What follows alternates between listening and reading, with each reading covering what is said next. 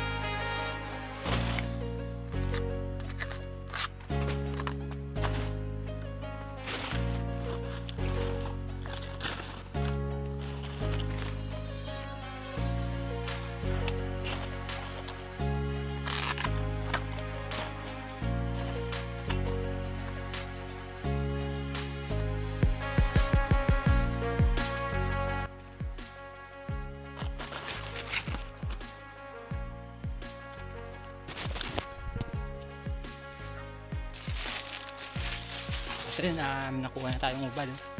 Tcharan, tchararan. Tara mga idol.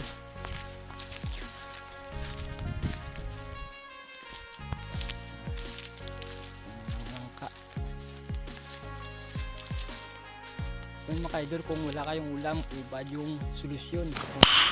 Nice. Lagyan mo lang ng tinapa, yung buhok. Yun mga idol. Yan.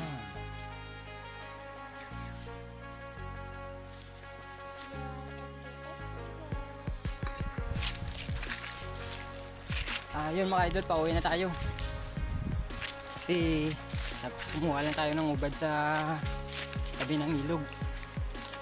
Yung pauwi na tayo ngayon sa bahay. Pagdating natin doon, magluluto tayo. Yan.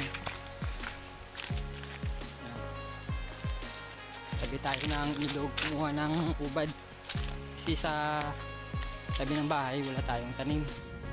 No! God, please, no! Dito marami sa ilog kaya dito tayo kumuha. Ano?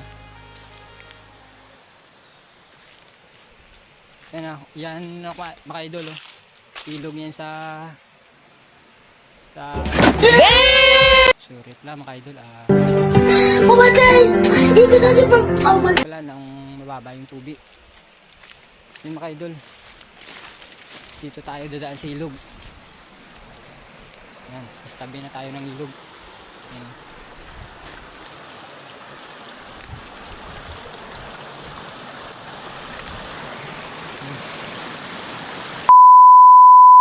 Dito tayo dumaan kasi lapit dito daanan. Hindi masyado malayo yung bahanan dito. Ayun. Ayun. Pauwi na tayo. Tara. Tama kay Dul. Lagay muna natin dito.